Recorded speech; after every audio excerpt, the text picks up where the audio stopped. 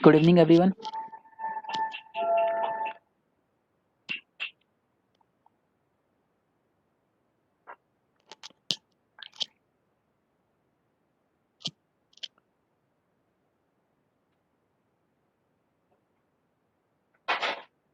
आवाज आ रही है मेरी? हेलो।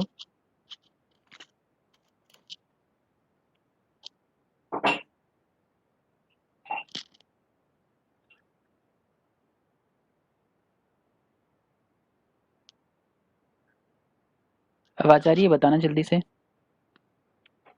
स्क्रीन और साउंड तो सही है।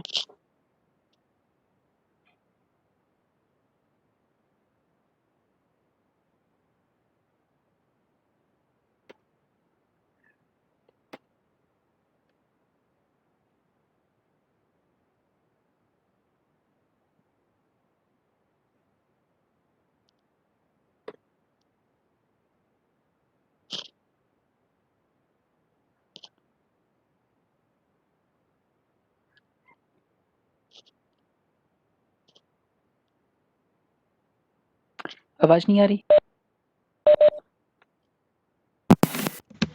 अभी आवाज आ रही है? हेलो। अभी आवाज आ रही है? बताना। ओके। ठीक है। तो लास्ट क्लास हमने देखा था कि इन्वर्जन मैपिंग कैसे डिफाइन करते हैं और कैसे हम उसके बाद मैपिंग करते हैं। कोई भी एक मैप ले लेते हैं, उसके बाद फिर मैप करते हैं, है ना।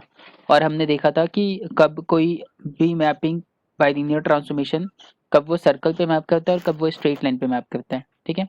सो बाय लीनियर ट्रांसफॉर्मेशन जो होता है वो सर्कल को या तो सर्कल पे भेजता है या तो स्ट्रेट लाइन पे भेजता है, और स्ट्रेट लाइन को या तो सर्कल पे भेजता है या तो स्ट्रेट लाइन पे भेजता है। ठीक है।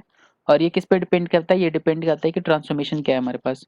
और ट्रांसफॉर्मेशन जैसा होता है उसके अकॉर्डिंग हम क्या करते हैं, उसके अकॉर्डिंग हम देखते हैं कि अगर सिंगुलैरिटी तो नहीं है कहीं पे। अगर बाउंड्री पे सिंगुलैरिटी हो गई तो हमेशा में हमारा क्या बनेगा? स्ट्रेट लाइन बनेगा। ठीक है। मान लो अगर हमने एक फंक्शन बनाया w is equal to F z, और एफ जेड हमारे पास कुछ ऐसा है, 2z प्लस 3/4z+7। ठीक है। तो नॉन जीरो हो गया, नॉन जीरो हो गया। A D minus B C जो है वो नॉन जीरो हो गया। ठीक है। और सी भी नॉन जीरो हो गया। तो हम क्या कह सकते हैं कि ये कहाँ पे मैप करेगा? अगर हम बात करें, इसको थोड़ा सा अच्छा कर लेते हैं, लाइक 2z+4। ठीक है। तो mod z is equals to 2 को, मतलब अगर हम यहाँ पे एक सर्कल लें, अगर हम यहाँ पे एक सर्कल लें तो अंडर दिस बाइलिनियर ट्रांसफॉर्मेशन ये सर्कल कहाँ पे मैप करेगा? बताना। अंडर दिस बाइलिनियर ट्रांसफॉर्मेशन ये अगर कोई सर्कल है हमारे पास, ये कहाँ मैप कर रहेगा?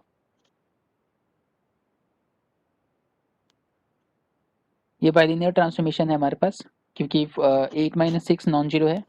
तो ये सर्कल है mod z is equal to 2, कहाँ मैप करेगा बता सकते हो?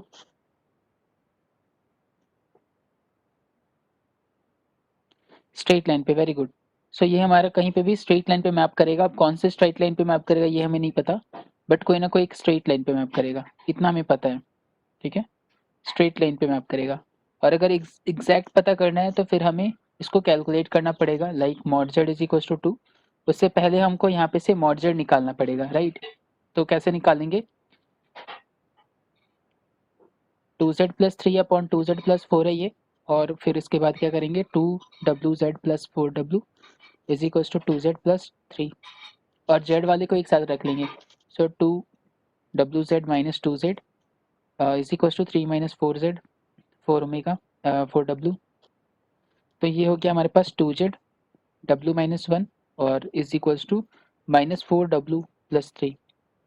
सो ये हमारे पास हो गया z is equal to -4w+3/2w-2। तो अब अगर मैपिंग देखना है तो मैपिंग निकाल लेना है। Mod z is equal to 2 का मतलब क्या हुआ? Mod of -4w+3/2w-2 is equal to 2। ये हो गया। इसको सॉल्व कर लेंगे। इसको सॉल्व करने पे क्या आएगा बताओ? सॉरी, तो ये आ गया हमारे पास 2 times of 2w plus -2, right. So ये हमारे पास क्या आ जाएगा, -4w plus 3, -4w plus 3 is equals to 2 बाहर भी ले सकते हो या 2 अंदर भी कर सकते हो, 4 टाइम्स ऑफ ओमेगा -1, राइट। सो अब इसको सॉल्व करना पड़ेगा, एग्जैक्ट कोई आंसर नहीं आएगा, पर यहाँ से सॉल्व करोगे तो कुछ ना कुछ पता चल जाएगा ना कि कैसा स्ट्रेट लाइन बनने वाला है, ठीक है। यहाँ से सॉल्व करोगे तो पता चल जाएगा कैसे स्ट्रेट लाइन बनने वाला है। ये देख लो -4w, यहाँ पे भी 4w टाइप का आ रहा है, तो वो कैंसिल हो जाएगा एक्स स्क्वायर और वाई स्क्वायर वाला टर्म। ऑडिबल नहीं हूँ मैं? अभी आवाज नहीं आ रही क्या? ये आवाज नहीं आ रही है क्या?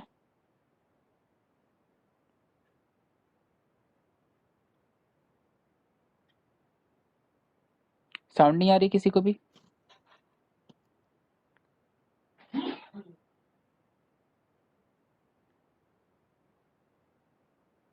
ओके, तो बता दिया करो कि जब नहीं आएगी तो बता देना कि नहीं आ रही है। तो क्या करना है, देखो इसको सॉल्व करना है, ठीक है। मतलब इसको सॉल्व करना है -4w प्लस 3, और फिर अगर इसको देखेंगे तो ये 4w -4 होगा, ठीक है। तो एक चीज देखो यहाँ पे 4w आ रहा है ना, ऐसा कुछ।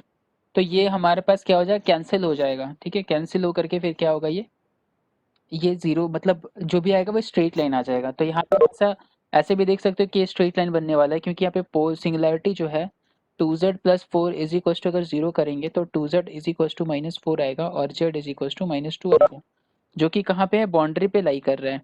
इसके बाउंड्री पे लाई कर रहा है ना ये। तो इसका मतलब अभी क्या बनेगा, ये स्ट्रेट लाइन बनेगा, ठीक है। मान लो अगर सेम क्वेश्चन एस टाइप का रहा कि अगर w इज इक्वल टू हमारे पास है f Z is equal to 4z plus 3 upon 5z+2, ठीक है। बस ध्यान रखना है कि नॉन जीरो होना चाहिए multiplication AD minus BC, okay. अब ये बताओ मुझे कि अगर हम ये mod z is equal to 1 को मैप करें तो ये कहाँ मैप होगा? ये सर्कल है, ये सर्कल कहाँ मैप होगा, स्ट्रेट लाइन पे या सर्कल पे? स्ट्रेट लाइन पे या सर्कल पे? स्ट्रेट लाइन पे मैप होगा या फिर सर्कल पे मैप होगा?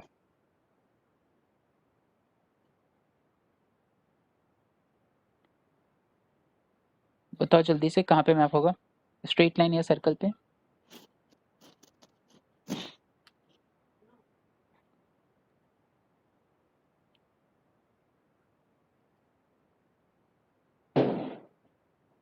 सर्कल पे मैप होगा, वेरी गुड।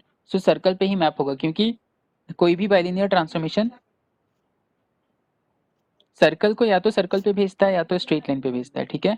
तो स्ट्रेट लाइन पे नहीं जाएगा ये, क्योंकि इसके पास जो सिंगुलैरिटी है वो सिंगुलैरिटी हमारे पास क्या है, -2/5 पे है, और -2/5 जो है वो इनसाइड सर्कल है, ठीक है।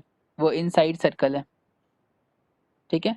तो ये इसको ये कहाँ मैप करेगा, ये मैप करेगा हमारा सर्कल पे, राइट। अब मैपिंग करने आ गया होगा, क्योंकि अगर हम कोई भी मैपिंग करते हैं, लाइक कोई भी अगर हम W लिया हमने और ऐसा कुछ बना दिया z+1 और z-1, और ऐसा कुछ ले लिया mod z is equal to 1, तो हम बता सकते हैं कि कैसे बनेगा। सर्कल बाउंड्री बाउंड्री पे मैप करेगा, उसके बाद फिर कोई एक अंदर का एक पॉइंट ले लेंगे। इसको सॉल्व करने के लिए देख लेते हैं कैसे बता रखा है ये वाला चीज़ मैंने, कि हम कैसे देखते हैं कि कब अंदर और कब वहाँ पे मैप करेगा, कब कौन साइड मैप करेगा ना, इनसाइड आउटसाइड कब मैप करेगा, वो सब पता है। सो ये हमारे पास z इज इक्वल टू आ गया 1 प्लस डब्ल्यू upon w-1, right. So w+1 upon w-1 ऐसा कुछ आ गया। अब mod z is equal to 1 को अगर हमें मैप करना है, तो mod z is equal to 1 है, तो इसको देखेंगे mod w+1 upon mod w-1 is equal to 1। इसका मतलब हो गया कि ये एक तो स्ट्रेट लाइन बनेगा, ये तो पता चल गया है, क्योंकि ये सिंगुलैरिटी आ रहा है z इज इक्वल टू 1 पे, राइट। सिंगुलैरिटी आ गया ना। तो अब देखो यहाँ से ये चीज़ तुम्हें पता चल जा रहा होगा कि जो भी कोएफिशिएंट है w का आगे में और इधर जो कोएफिशिएंट है दोनों सेम है। यहाँ पे जो कोएफिशिएंट है और यहाँ पे जो कोएफिशिएंट है, बोथ कोएफिशिएंट आर सेम। सो अब स्ट्रेट लाइन ही बनने वाला है, तो स्ट्रेट लाइन बना सकते हो, that is u plus iota v. तो u+1 डायरेक्ट कर दे रहा हूँ मैं, प्लस आयोटा वी, और फिर is equals to u-1 plus iota v. Exam में भी जितना शॉर्ट हो सके उतना शॉर्ट करना, स्टेप बाय स्टेप लिखने की कोई ज़रूरत नहीं है, मन में जितना ज़्यादा कैलकुलेशन कर पाओ। हाँ, पर एक बार क्रॉस चेक जरूर कर लेना कि तुम सही कर रहे हो या गलत कर रहे हो। थोड़ा कॉन्फिडेंस होना चाहिए।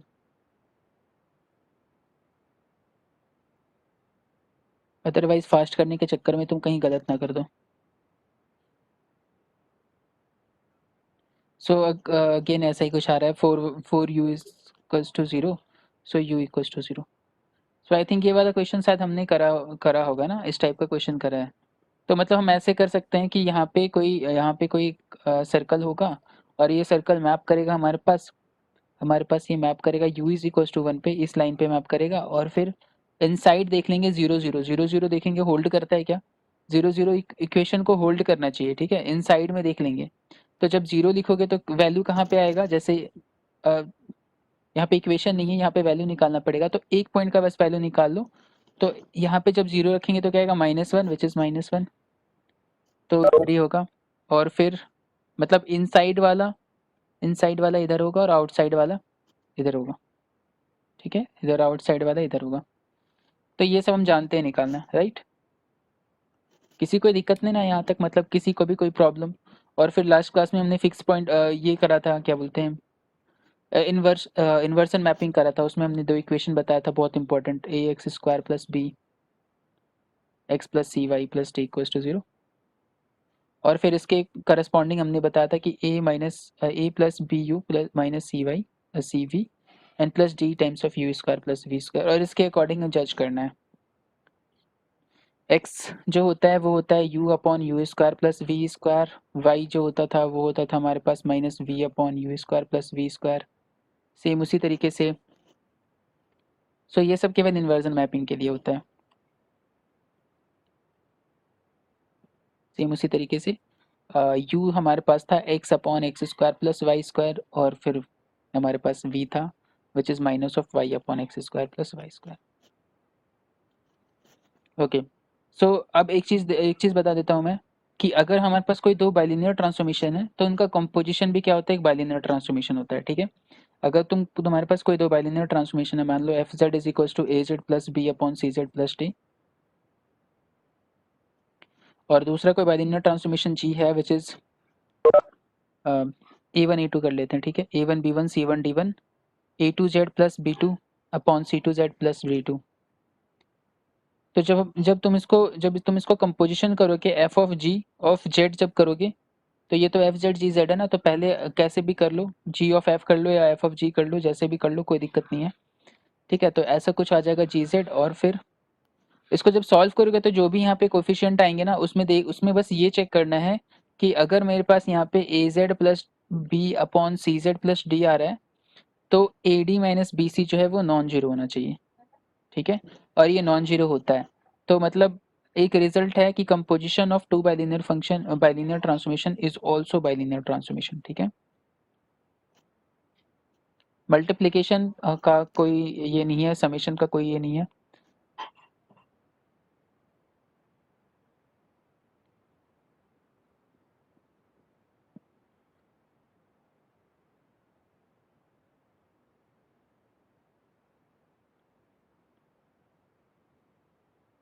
और मैं ये भी बता देता हूँ, इसका जो डिटर्मिनेंट आता है, जैसे जो a D minus B c आता है, वो एक्चुअली में क्या आता है, वो एक्चुअली में इन दोनों के डिटर्मिनेंट का प्रोडक्ट आता है, ठीक है।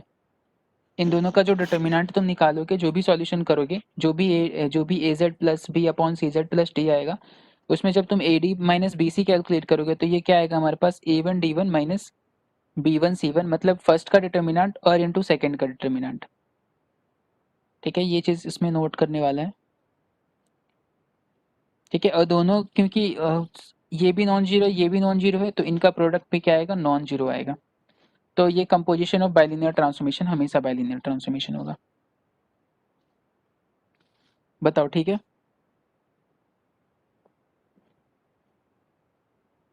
डिटर्मिनेंट को ध्यान रखना, डिटर्मिनेंट इसमें इंपॉर्टेंट होता है, कंपोजिशन याद रहेगा।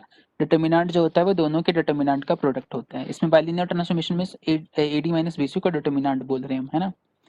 और एक और चीज़ है कि जो हमारे पास ये जो बाइलिनियर ट्रांसफॉर्मेशन है, ये हमारे पास नॉन अबेलियन ग्रुप बनाता है, ठीक है, अंडर कंपोजिशन।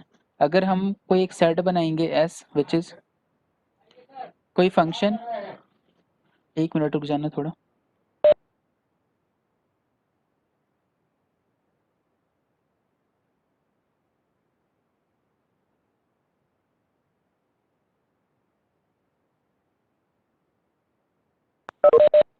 देखो अगर f कोई फंक्शन है हमारे पास और f is a bilinear transformation, और अगर सारे बाइलिनियर ट्रांसफॉर्मेशन का कलेक्शन अगर हम ले लें तो ये हमारे पास नॉन अबेलियन ग्रुप बनेगा। ठीक है, ये हमारे पास क्या बनेगा, नॉन अबेलियन ग्रुप बनेगा।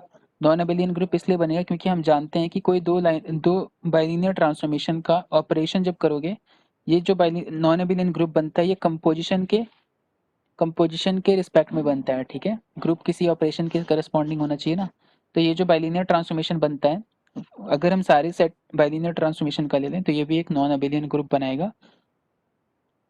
जैसे कि हम पहले भी देख चुके हैं कि ये इक्वल नहीं होता है बहुत जगह पे, है ना। लाइक मैग्निफिकेशन का हमने देखा था, मैग्निफिकेशन और रोटेशन ही केवल आपस में क्या होता है, कम्यूट करता है ना। मैग्निफिकेशन रोटेशन बस कम्यूट करता है, बाकी जो दोनों थे हमारे पास, ट्रांसलेशन के साथ मैग्निफिकेशन कट कर लो और मैग्निफिकेशन का ट्रांसफॉर्मेशन के साथ कर लो, नहीं होगा। और रोटेशन के साथ ट्रांसफॉर्मेशन का कर लो और ट्रांसफॉर्मेशन का रोटेशन के साथ कर लो, नहीं होगा।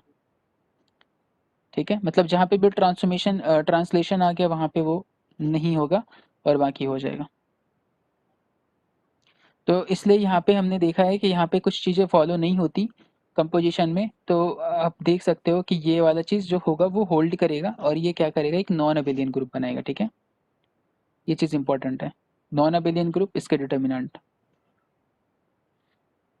बताओ ये ठीक आ रहा है, ये समझ में आ रहा है।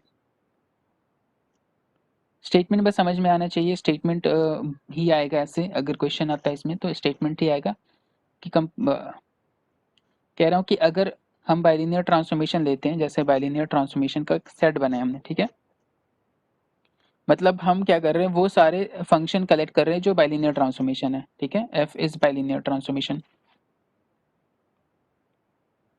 एफ जो है वो बाइलिनियर ट्रांसफॉर्मेशन का हमने कलेक्शन कर लिया, इसमें सारे के सारे बाइलिनियर ट्रांसफॉर्मेशन आ गए। अब क्या करना है एक्चुअली, अब अगर इस सेट को एस नाम दे रहे हैं तो ये एस जो है ये नॉन अबेलियन ग्रुप बनाएगा, ये कह रहा हूँ मैं, नॉन अबेलियन ग्रुप बनाएगा।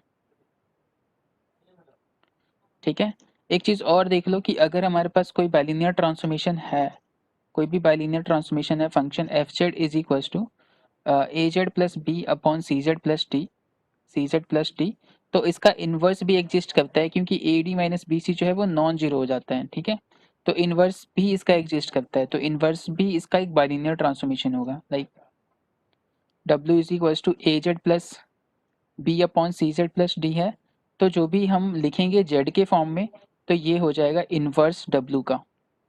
ठीक है, जो आप जेड को लिखोगे मतलब यहाँ से सॉल्व करोगे और जो जेड आएगा वही हमारे पास इन्वर्स हो जाएगा। राइट, समझे, ऐसा कुछ जैसे यहाँ से हम सॉल्व करेंगे और इसमें जेड के फॉर्म में लिख देंगे तो ये हमारे पास इसका इन्वर्स हो जाएगा।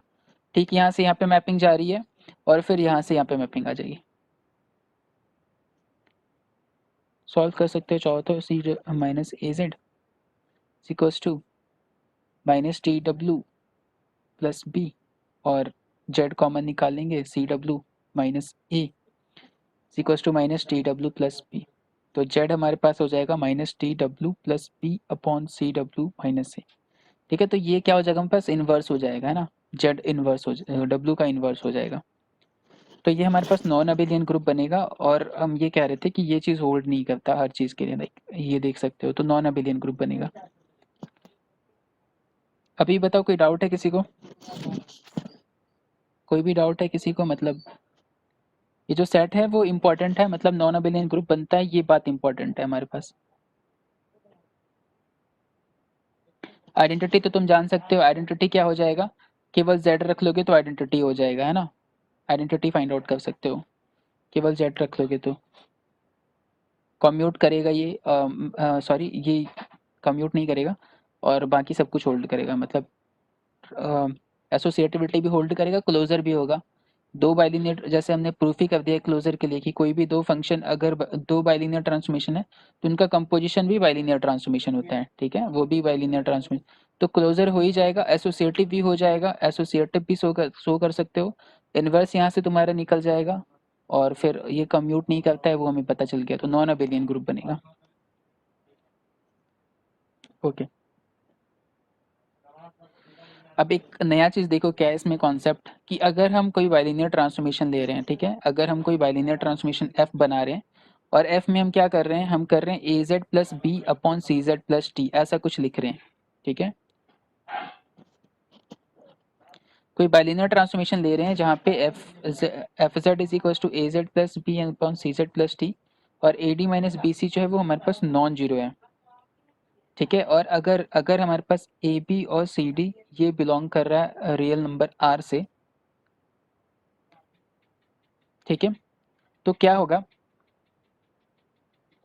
जो भी रियल एक्सिस है ना वो हमेशा मैप करेगा किस पे, रियल एक्सिस पे, ठीक है। इमेजिनरी एक्सिस का हम कुछ नहीं कह सकते हैं, मतलब रियल एक्सिस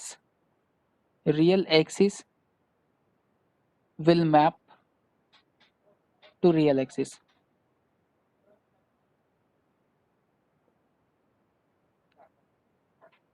समझ रहे हो इस बात को क्या कह रहा हूँ मैं? अगर a Z plus B upon C Z plus t अगर रियल है हमारे पास, अगर रियल है हमारे पास, और A D minus B c अगर नॉन जीरो है, तो जो भी रियल एक्सिस होगा वो रियल एक्सिस से मैप करेगा। ये बहुत सिंपल है, देखना भी सिंपल है। जैसे अगर इसको तुम्हें ये याद भी नहीं है तो ऐसे देख सकते हैं कि एफ जेड, ये सिंपल सा रीजन लॉजिक है, upon C Z plus T.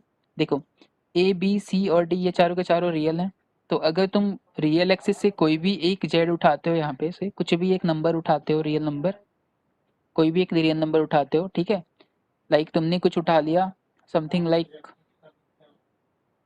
Small are उठा लिया तुमने, और स्मॉल आर क्या है हमारे पास, रियल है ना। तो अगर जब फंक्शन ऑफ एफ आर करोगे तो क्या आएगा, A into small R plus B upon C Z plus small are.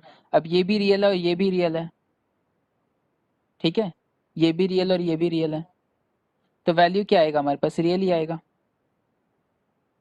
समझ रहे हो? तो अगर कभी भी A Z plus B upon C Z plus T और ए बी सी डी सारे रियल टर्म है, तो हमेशा रियल एक्सिस का कोई भी एलिमेंट उठाएंगे वो हमेशा रियल एक्सिस पे ही मैप करेगा। ये नहीं बता रहा कहाँ पे मैप करेगा, बस आप रियल एक्सिस में कोई भी एक पॉइंट उठाओगे that will map to U real axis, है ना। ये एक्स वाई प्लेन है हमारे पास, और ये हमारे पास यूवी प्लेन है, ठीक है। और इसका कन्वर्स भी है। कन्वर्स क्या है कि अगर आपके पास रियल एक्सिस के सारे पॉइंट रियल एक्सिस पे मैप कर रहे हैं, तो जो बाइलिनियर ट्रांसफॉर्मेशन होगा वो इस टाइप का ही होगा, ठीक है। तो हम ये लिख सकते हैं कि if real axis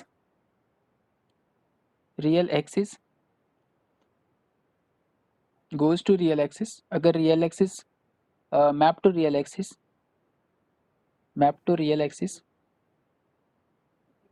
if and only if all the coefficient are real,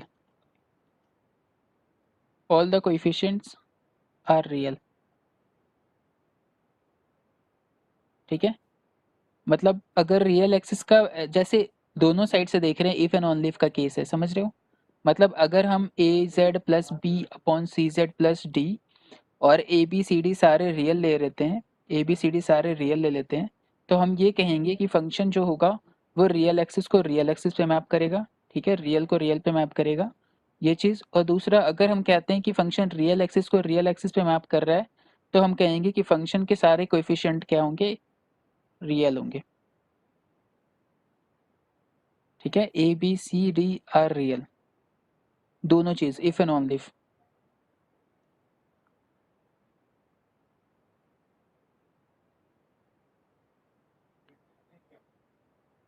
converse का मतलब क्या है, कन्वर्स का इनवर्स मैप कर रहा है ना, मतलब डब्ल्यू से भी तो जेड पे जा सकते हैं ना, और जेड से डब्ल्यू पे जा सकते हैं, दोनों काम करते हैं ना हम इसमें, दोनों साइड से देखते हैं, दोनों साइड से बाइलिनियर होता है। बात समझ रहे हो? ये चीज़ समझ में आया कि नहीं, वो ये थोड़ा सा इंपॉर्टेंट है, स्टेटमेंट में आ जाता है। अगर सारे कोएफिशिएंट रियल है तो रियल एक्सिस पे मैप करेगा, और अगर रियल एक्सिस पे मैप कर रहा है तो सारे कोएफिशिएंट रियल होंगे, है ना, ए बी सी डी सारा का सारा रियल होगा, तभी ऐसा हो सकता है, अदरवाइज नहीं हो सकता। बोलो। अब एक और चीज़ है, देखो क्या है वो, कि अगर हमने बनाया f Z is equals to, like अगर हम ऐसे बात करते हैं F Z is equals to कुछ ऐसा बना लिया, 3z+4 अपॉन अपॉन z+5, ठीक है, कुछ ऐसा बना लिया, तो एक तो यहाँ पे क्लियर है कि रियल एक्सिस कहाँ पे मैप करेगा, बताओ। एक तो यहाँ पे पता है रियल एक्सिस कहाँ पे मैप करेगा, सारे के सारे कोएफिशिएंट रियल है ना, ए बी सी डी सारे रियल हैं, बताओ ए बी सी डी सारे रियल हैं। तो ये फंक्शन जो भी है वो किसी भी रियल नंबर को, अगर कोई भी रियल नंबर हमने लिया, वो मैप कहाँ पे करेगा, एफ ऑफ जेड भी उसका क्या होगा, रियल होगा। ठीक है। अब एक और चीज़ है जो नोट करने वाला है, मैं बता रहा हूँ कि यहाँ पे इसका डिटर्मिनेंट निकालो, a D minus B c, इसका डिटर्मिनेंट होता है 3 × 5 माइनस 4 × 1, क्या आ रहा है, 15 माइनस 4 आ रहा है, which is 9, right, which is greater than 0। ये क्या हो रहा है, ग्रेटर देन 0 हो रहा है। अब ये तो पता चल गया कि रियल एक्सिस मैप कर रहा है, मतलब यहाँ पे कोई एक एलिमेंट लेंगे, क्या नहीं समझ नहीं आया, 11 आ रहा है, ओके कोई दिक्कत नहीं, पॉजिटिव आ रहा है ना। अब देखो क्या है, हम ये कह रहे हैं कि यहाँ पे कोई रियल एक्सिस का कोई एक एलिमेंट लेंगे, कोई भी एलिमेंट यहाँ पे उठाएंगे, that will map to real axis, हमें नहीं पता कहाँ जा रहा है। ठीक है, ये रियल एक्सिस जो है ये मैप करेगा रियल एक्सिस पे, अगर यहाँ से कोई भी पॉइंट उठाएंगे दैट विल मैप टू यहाँ पे। ठीक है। अपार्ट फ्रॉम दैट, इसके अलावा हम क्या बोल सकते हैं कि अगर आप कोई पॉइंट अपर हाफ प्लेन पे उठाओगे तो ये प्लेन अपर हाफ पे ही जाएगा, क्यों, क्योंकि हमारे पास डिटर्मिनेंट पॉजिटिव है, बात समझ में आ रही है। अगर लोअर हाफ प्लेन पे उठाओगे तो वो मैप कहाँ पे करेगा, लोअर हाफ प्लेन पे मैप करेगा। ठीक है, पॉजिटिव होने पे अपर पे मैप करता है, लोअर लोअर पे मैप करता है, बात समझ में आ रही है। रियल तो रियल पे मैप करेगा ही करेगा, रियल एक्सिस हमेशा रियल एक्सिस पे मैप करेगा। बोलो समझ में आ रहा है ये बात। A D minus B c जब भी ग्रेटर देन 0 होगा, ठीक है, साथ में ये चीज होना चाहिए कि a B c and d are real. ठीक है, तो इस केस में क्या होगा, एच प्लस को बोलते हैं अपर हाफ प्लेन। ठीक है, ये मैप करेगा अपर हाफ प्लेन पे, और एच माइनस को बोलते हैं लोअर हाफ प्लेन, ये मैप करेगा लोअर हाफ प्लेन पे। बोलो ये चीज समझ में आ रहा है जो मैं बता रहा हूँ।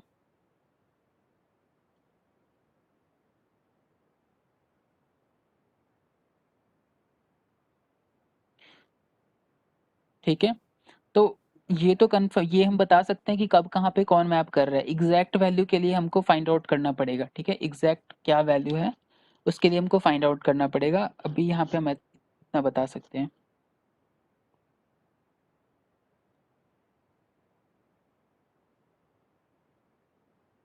रियल एक्सिस वाला कॉन्सेप्ट जो है ना वो रियल एलिमेंट पे मैप कर रहा है। ठीक है, रियल कोएफिशिएंट पे डिपेंड कर रहा है ना, मैंने बताया ना ए जेड प्लस बी अपॉन सी जेड प्लस डी, ये ऑलरेडी रियल है ए बी सी डी, और जेड की वैल्यू तुम रियल दोगे तो क्या आएगा, रियल बाय रियल, रियल ही तो होगा ना।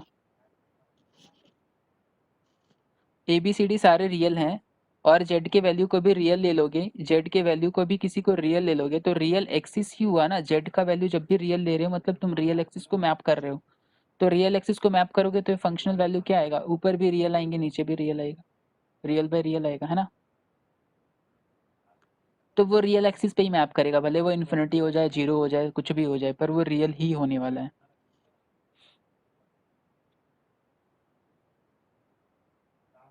हाँ, डिटर्मिनेंट पॉजिटिव नेगेटिव कुछ भी हो सकता है, इस वाले केस में भी तो, इस वाले केस में देखो सारे के सारे टर्म रियल हैं, तब हम कह तो रहे हैं ना कि ये जो रियल रियल एक्सिस है, ये जो रियल एक्सिस है ये रियल एक्सिस पे ही मैप करेगा, इसमें कुछ भी प्रॉब्लम नहीं है, इसमें कुछ भी प्रॉब्लम नहीं है, ये वाले सारे पॉइंट्स यहाँ पे ही मैप करेंगे। ठीक है, इसमें कुछ भी नहीं प्रॉब्लम है, आपकी कोएफिशिएंट केवल रियल है तो रियल एक्सिस रियल पे मैप करेगा, खत्म बात। कोएफिशिएंट रियल होनी चाहिए बस, कोएफिशिएंट रियल है तो रियल एक्सिस पे मैप करेगा।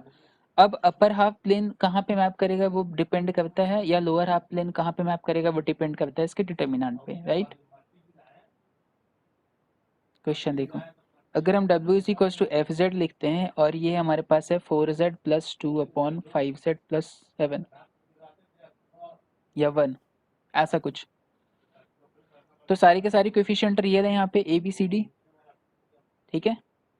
First option real axis maps to real axis. Second imaginary axis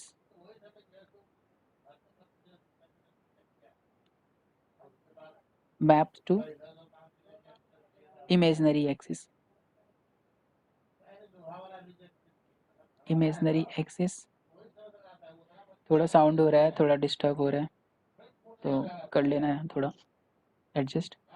so next हमारे पास क्या है, upper half plane map to upper half plane, upper half plane map to lower half plane और upper half plane map to upper half plane.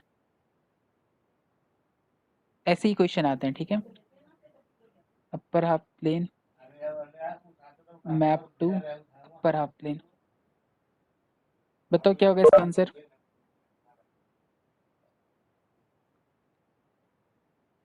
बिल्कुल ऐसे ही question objective, मतलब ऐसे क्वेश्चन भी बनते हैं, लाइक आप देख करके आंसर बता सकते हो किसी भी क्वेश्चन का।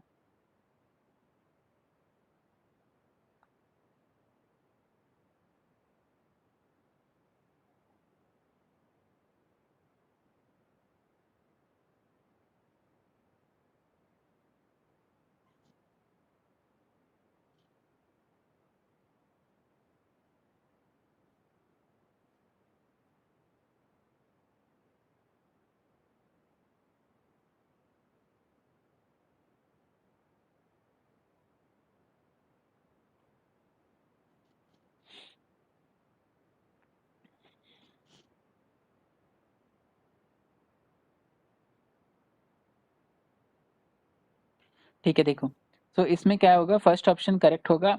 Imaginary axis map to imaginary axis का हम कोई गारंटी नहीं लेते हैं, ठीक है। इमेजनरी एक्सिस कहाँ पे जाएगा इसका कोई गारंटी नहीं लेते हैं। वो इसलिए नहीं लेते हैं क्योंकि देखो, अगर एफ जेड हम देखते हैं 1 - आयोटा अपॉन 1 + आयोटा, ऐसा कुछ लेते हैं, है ना। तो हमने क्या किया एक्चुअली, हमने एक्चुअली क्या किया, -z+1 दे दिया और z+1 ले लिया, ठीक है। तो अगर हम एफ ऑफ आयोटा की इमेज देखें, तो एफ ऑफ आयोटा की इमेज क्या होगी हमारे पास,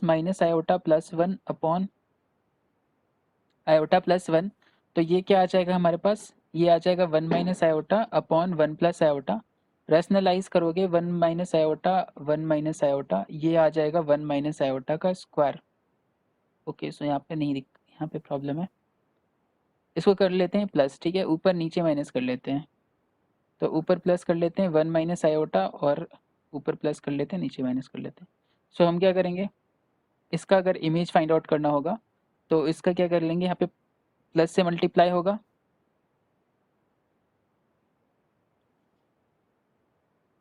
लेट्स सी क्या आता है यहाँ पे। सो यहाँ पे 1 + आयोटा का स्क्वायर अपॉन 2, तो यहाँ पे आयोटा आ जाएगा। कोई नहीं, मतलब अगर यहाँ पे F iota F minus iota कुछ भी करेंगे तो आयोटा ही आ जाएगा।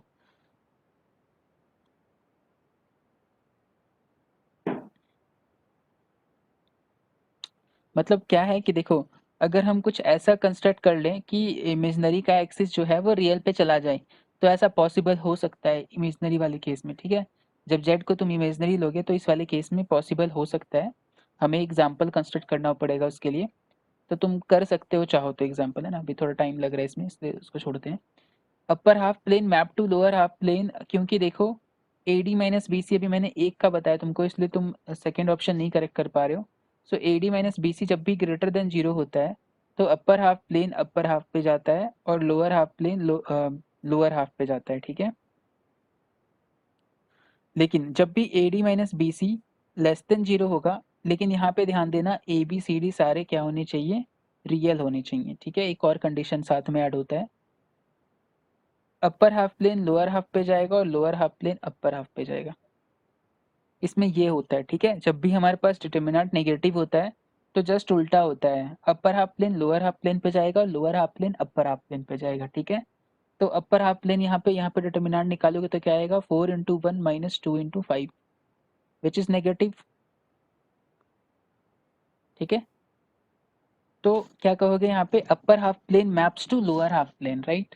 अपर half plane maps to lower half plane, और डी वाला ऑप्शन हमारा रॉन्ग हो जाएगा, मतलब upper half plane upper half पे नहीं जाएगा। समझ रहे हो बात को, अब तो क्लियर हो गया होगा। इमेजिनरी एक्सिस के बारे में कुछ नहीं कहेंगे, रियल एक्सिस के बारे में बोलेंगे, अपर हाफ के बारे में, लोअर हाफ के बारे में, लेकिन वो तभी जब ए बी सी डी सारे के सारे रियल होंगे, ये सारे के सारे रियल होने चाहिए, अदरवाइज नहीं कह सकते हैं। कोई भी क्वेश्चन ऐसे ले सकते हो, ऐसे क्वेश्चन आए हुए हैं नेट के एग्जाम में। आप देखोगे क्वेश्चन पेपर या क्वेश्चन प्रीवियस क्वेश्चन पेपर देखोगे तो आपको मोर देन 2 3 4 क्वेश्चन मिल जाएंगे ऐसे, जो कि बस रियल रियल हैं, और ये पूछ रहे हैं कि अपर हाफ लोअर में जाएगा, लोअर अपर में जाएगा, कब कहाँ पे जाएगा। ठीक है, तो बहुत सिंपल सा कॉन्सेप्ट है, इसको खत्म करते हैं यहाँ पे, और कुछ एक्सप्लेन करने की जरूरत नहीं है इसमें, क्योंकि बस यही देखना है, पॉजिटिव नेगेटिव का काम और रियल का काम देखना है। ठीक है, इसमें बस 3 चीजें। बोलो, कोई डाउट तो नहीं है ना किसी को, मतलब 3 चीजें देखनी है, एफ जेड देखनी है, ए जेड प्लस बी अपॉन सी जेड प्लस टी, और ये तो होना चाहिए a D minus B C non zero होना चाहिए। ठीक है, और फर्स्ट अगर ए बी सी डी सारे रियल हैं, फर्स्ट चीज क्या है कि अगर ए बी सी डी सारे रियल हैं,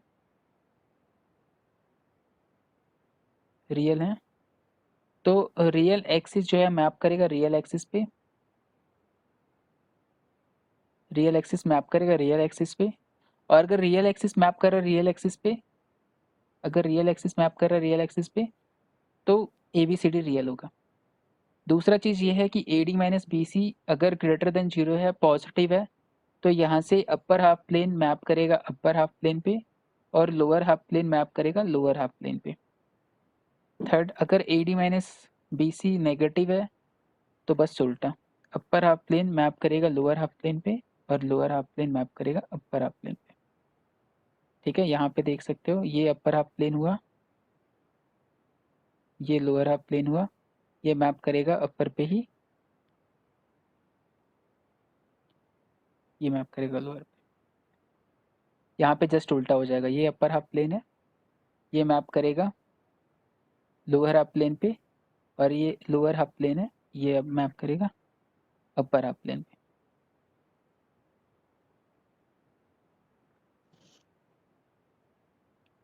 बताओ ठीक है, मतलब इसमें तो कोई कंफ्यूजन नहीं है।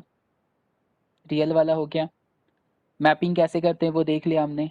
ठीक है, एक चीज देखो, यहाँ पे हम हमेशा लिख रहे हैं A D minus B C is non zero. ठीक है, अगर मान लो हम लिखते हैं A D A Z plus B upon C Z plus T, और यहाँ पे हम लिखते हैं A D minus B C is non zero, और दूसरा लिखते हैं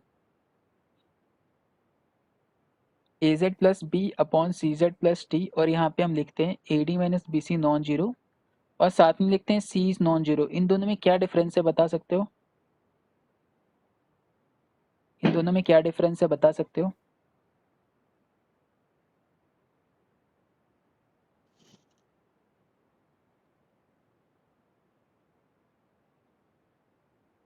इन दोनों में क्या डिफरेंस है बता सकते हो?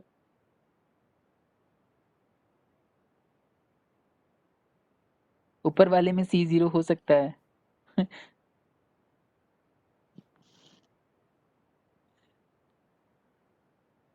ऐसे डिफरेंस बताओगे? हाँ, ये बोल सकते हैं कि ऊपर वाला लीनियर भी हो सकता है और नॉन लीनियर भी हो सकता है। ठीक है, ऊपर वाला लीनियर ट्रांसफॉर्मेशन भी हो सकता है और बाइलीनियर ट्रांसफॉर्मेशन भी हो सकता है, बट नीचे वाला जो है वो not L T linear transformation नहीं होगा। ठीक है, नीचे वाला जो होगा वो लीनियर ट्रांसफॉर्मेशन कभी नहीं होगा, ऊपर वाला लीनियर ट्रांसफॉर्मेशन भी हो सकता है और बाइलीनियर ट्रांसफॉर्मेशन भी हो सकता है, पर नीचे वाला कभी भी लीनियर ट्रांसफॉर्मेशन नहीं होगा। हमेशा ये जो होगा, ये हमेशा नॉट एल टी होगा, bilinear transformation which is not linear transformation.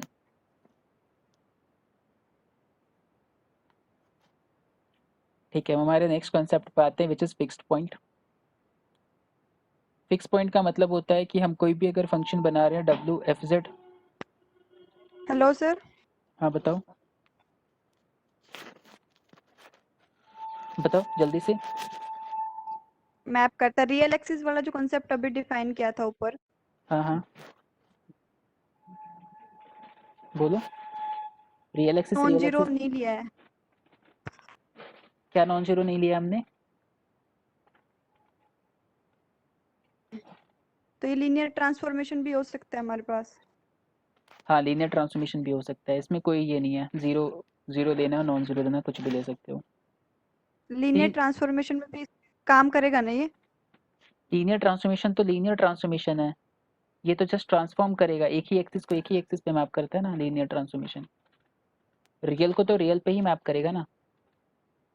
अगर तुम वैल्यू निकालोगे function F Z is equal to A Z plus B, ऐसा कुछ है और नीचे डी है, तो क्या मतलब है, वो उसको तो रियल ही समझोगे ना। ये भी रियल, ये भी रियल और जेड भी रियल, तो वैल्यू क्या आएगा? ठीक है, बताओ।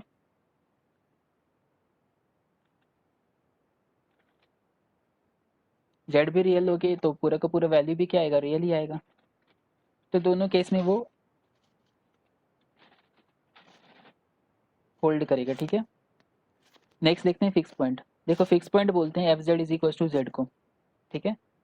तो फिक्स पॉइंट बस देखना होता है कि किसी फंक्शन का फिक्स पॉइंट कितना है, वो निकालना पड़ता है हमें, ठीक है, कि किसी फंक्शन का फिक्स पॉइंट कितना है। सो ये हमें सॉल्व करना पड़ता है इसके अकॉर्डिंग, है ना। देखो फिक्स पॉइंट में क्या क्या कॉन्सेप्ट है, जैसे अगर हमारे पास कोई फंक्शन है w is equal to F Z which is A Z plus B upon upon C Z plus T, तो ये z के बराबर अगर करना पड़ेगा, मैं अगर इसका फिक्स पॉइंट चाहिए कि कौन सा एलिमेंट उसी जगह पे मैप करे, है ना, कौन सा एलिमेंट सेम एलिमेंट पे मैप करे, उसी को बोलते हैं फिक्स पॉइंट, है ना। इधर हमने कोई पॉइंट लिया एक्स वाई प्लेन पे और ये जो मैप किया वो सेम जगह पे जाके मैप हो जाए, ठीक है, इसको बोलेंगे फिक्स पॉइंट, कि इसने पॉइंट चेंज नहीं किया, पॉइंट इनवेरिएंट है। तो इसको सॉल्व करने के लिए बस इसके जगह पे z रख दो, ए जेड प्लस बी अपॉन सी जेड प्लस टी, ठीक है। अब इसको सॉल्व कर लो, तो इसको सॉल्व करेंगे तो कैसा आ जाएगा, ये आ जाएगा z C Z square plus D Z is equal to A Z plus B. इसको सॉल्व करोगे तो क्या आएगा, C Z square plus plus D minus A times of Z minus B equal to 0, ठीक है। यहाँ तक बताओ, यहाँ तक सही लग रहा है?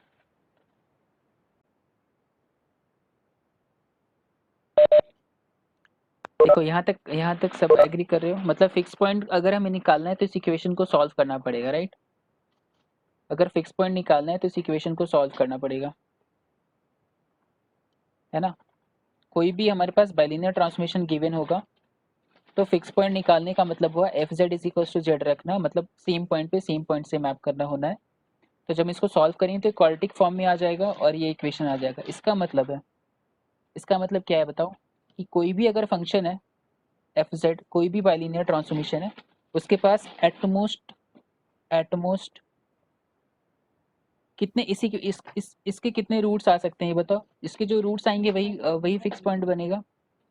इसके कितने रूट आ सकते हैं बताओ, इस फंक्शन के कितने रूट आ सकते हैं इस इक्वेशन के? 2 आ सकते हैं। मतलब क्या है कि अगर हम कोई भी बाइलिनियर ट्रांसफॉर्मेशन ले इसका मतलब, तो उसके एटमोस्ट कितने रूट्स कितने फिक्स पॉइंट हो सकते हैं? 2 फिक्स पॉइंट हो सकते हैं, ठीक है। बस एक कंडीशन ये है कि आपको केवल आइडेंटिटी ट्रांसफॉर्मेशन नहीं लेना है, ठीक है। इसके पास इनफाइनाइटली मैनी फिक्स पॉइंट होते हैं, इसके पास इनफाइनाइटली मैनी फिक्स पॉइंट होते हैं, ठीक है।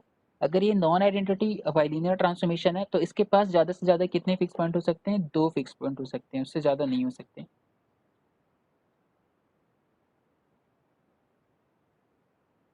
बताओ, ठीक है। अगर ये नॉन आइडेंटिटी बाइलिनियर ट्रांसफॉर्मेशन है तो it has at most 2 fix point. तो फर्स्ट लिख लेते हैं, if if f is non-identity bilinear transformation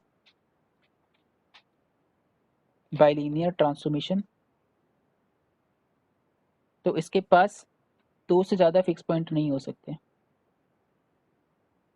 bilinear transformation.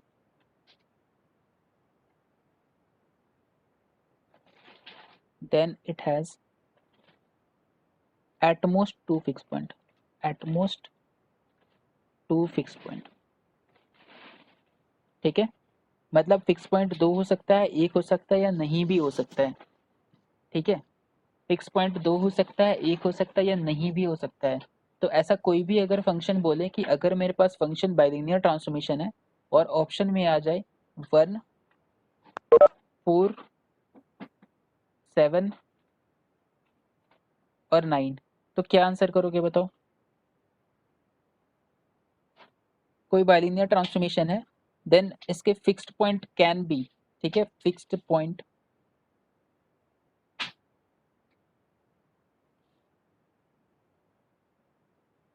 Total fix point can be, total fix point, ठीक है, कैन बी अगर पूछा तो 1 हो सकता है। ठीक है, 1 फिक्स पॉइंट हो सकता है, या तो 0 होगा फिक्स पॉइंट, या तो 1 होगा, या तो 2 होगा, या तो इन्फिनिटी होगा। इसके बीच में कोई नंबर नहीं आएगा फिक्स पॉइंट में। ठीक है, ये सब नहीं आएगा कभी भी। तो fix point can be total, total fix point can be 0 1 2 and infinity. इससे एग्री कर रहे हो। अगर टोटल फिक्स पॉइंट बोला जाएगा तो या तो 0 हो सकता है, कोई भी फिक्स पॉइंट ना हो, या तो एक फिक्स पॉइंट हो सकता है, या तो 2 फिक्स पॉइंट हो सकता है, या तो इन्फिनिटी फिक्स पॉइंट हो सकता है। इसके बीच में कुछ भी लाई नहीं करेगा। अगर वहीं पे बोलता है कि total fixed point of a non linear, total fixed point non identity bilinear transformation, non identity bilinear transformation can be 0 1 and 2, right.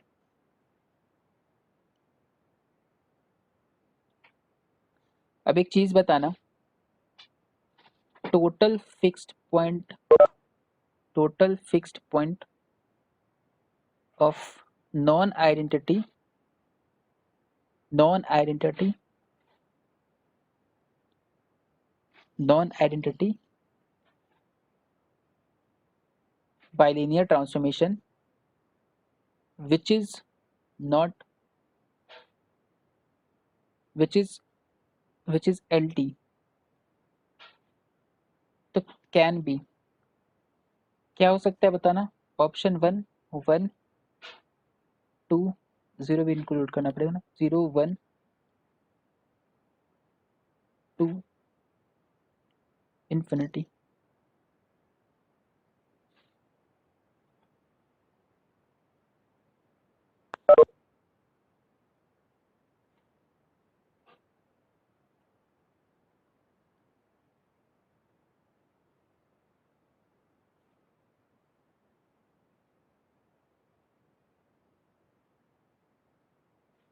So correct answer है 0 and 1। देखो हमने क्या लिखा है, which is L T. L T जो होता है वो बी टी नहीं होता है। ठीक है, बी टी जो होता है वो अलग चीज है, बाइलिनियर ट्रांसफॉर्मेशन अलग चीज है।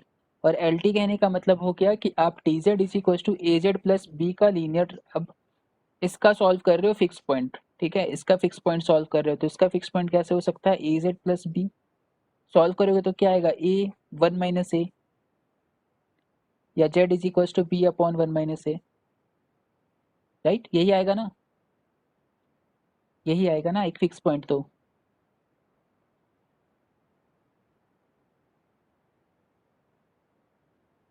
ठीक है, ये समझ में आ रहा है बात, ये आएगा एक फिक्स पॉइंट। अगर a is not equals to 1 है तो एल टी हो गया ना, अदरवाइज तो वो कांस्टेंट हो जाएगा। ये बात समझ में आ रही है बताओ। एक ही फिक्स पॉइंट होगा ना अगर एल टी है तो।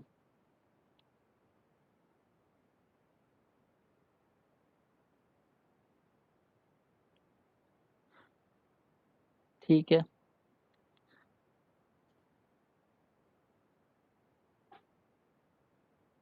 एक चीज बताओ, अगर z is equals to infinity ले ले तो कहाँ मैप करेगा बताओ, टी जेड क्या आएगा। इन्फिनिटी को कहाँ मैप करेगा ये?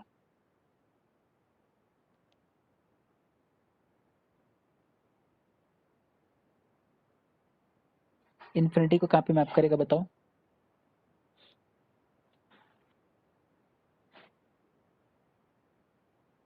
ये फिक्स पॉइंट एक होगा, इन्फिनिटी एक फिक्स पॉइंट होगा।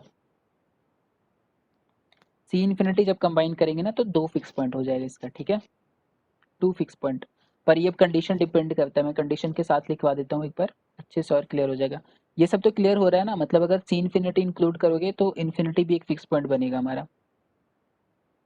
नो मैटर ए पॉजिटिव है नेगेटिव है, डजंट मैटर, ठीक है? माइनस इन्फिनिटी नाम का कोई चीज होता नहीं है, तो इन्फिनिटी मैप करेगा इन्फिनिटी पे।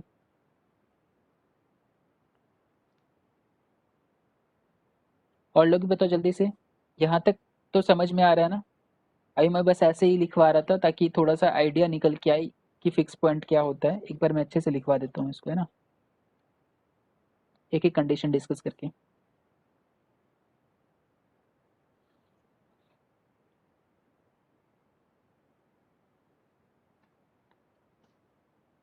देखो, अगर मान लो हम एल टी ले रहे हैं which is not be T, ठीक है, which is not bilinear transformation. अगर हम कोई एल टी लेते हैं तो हमारे पास कैसा बनेगा linear transformation, F Z is equal to A Z plus B type का, ठीक है?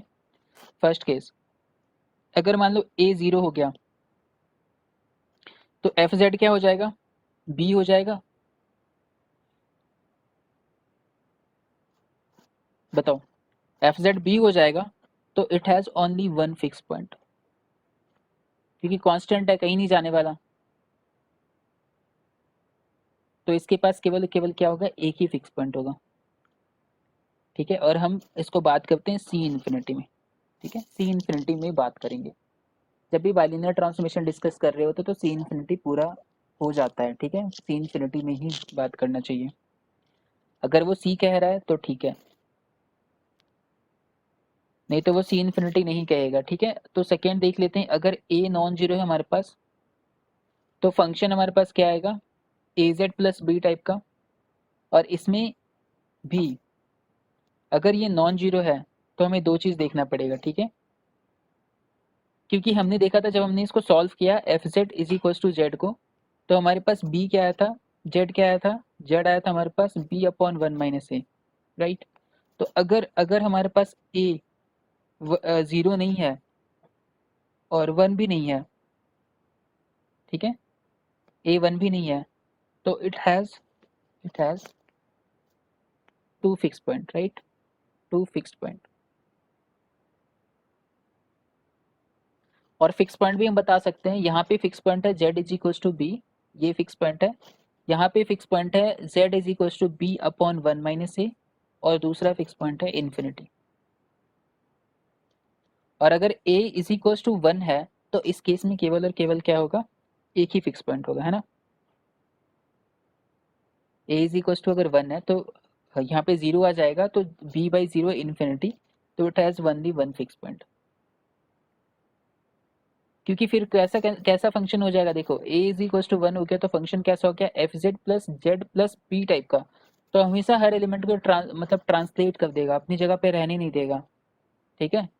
फिर डिपेंड करता है बी जीरो या नॉन जीरो, दो चीजें यहाँ पे फिर आती हैं। अगर बी जीरो होगा तो आइडेंटिटी हो जाएगा, यहाँ पे दो केसेस आती हैं, बी जीरो हुआ तो function F Z is identity, मतलब infinitely many fix point, every point is fix point, every point in C infinity is fixed point। अब अगर B नॉन जीरो हुआ, B नॉन जीरो हुआ तो फंक्शन के पास बस एक ही फिक्स पॉइंट होगा, fz has only one fixed point।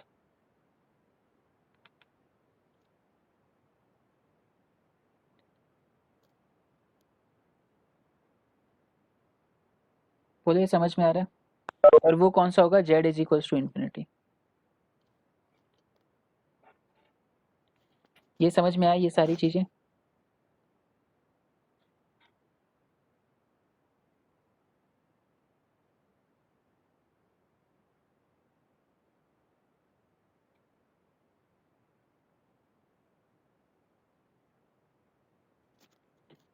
ठीक है यहाँ पे। ओके, अब एक चीज देखो, अगर हमारे पास फंक्शन जो है वो एक बाइलिनियर ट्रांसफॉर्मेशन है which is not L T, क्योंकि एल टी तो डिस्कस कर लिया ना, which is not L T मतलब डिफाइन कर देते हैं A D minus B C जो है वो नॉन जीरो है और सी भी नॉन जीरो है, तो सी नॉन जीरो होगा तो एल टी नहीं होगा, सी अगर नॉन जीरो हुआ तो लीनियर ट्रांसफॉर्मेशन ऑटोमेटिकली नहीं होगा। तो इस केस में देखो, इस केस में देखो,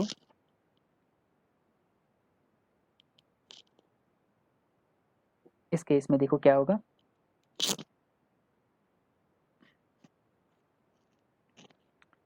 AD is not equal to BC, right? तो A by C is not equal to B by D, ऐसा कुछ होना चाहिए। मतलब हम क्या कह रहे हैं इसमें कि A भी हमारे पास नॉन जीरो है और C भी हमारे पास नॉन जीरो है इस केस में, ठीक है। A भी हमारे पास नॉन जीरो है और C भी हमारे पास नॉन जीरो है। तो अगर ऐसा सोच लो A नॉन जीरो है और अगर C भी नॉन जीरो है, मेनली तो C नॉन जीरो के बाद डिस्कस कर रहे हैं, तो क्या होगा इस केस में, Z is equal to infinity को मैप करके बताओ। जब भी हम F Z is equal to infinity करेंगे ना, तो यहाँ पे देखो क्या होता है,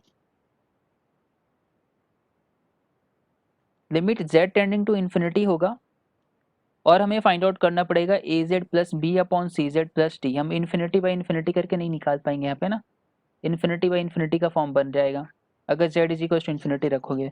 तो हम लिमिट ले लेते हैं, ए कॉमन z कॉमन ले लेते हैं तो क्या आएगा a plus B by Z, और यहाँ पे से z कॉमन ले लेते हैं तो क्या आएगा c plus D by Z, right? तो देखो वैल्यू क्या आया, a बाई सी आ गया ना। z is equal to infinity कहाँ मैप कर रहा है, देख बताओ, a बाई सी पे मैप करेगा, समझ आ रहा है ये बात? जल्दी से टाइप करके बताओ, समझ आ रहा है ये बात? z is equal to infinity कहाँ पे मैप कर रहा है, a बाई सी पे।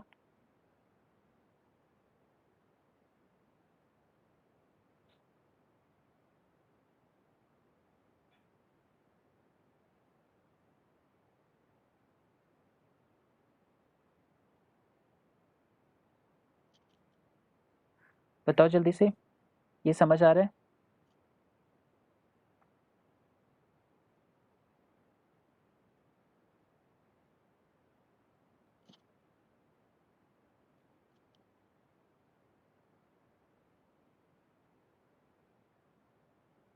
जल्दी से रिप्लाई करो।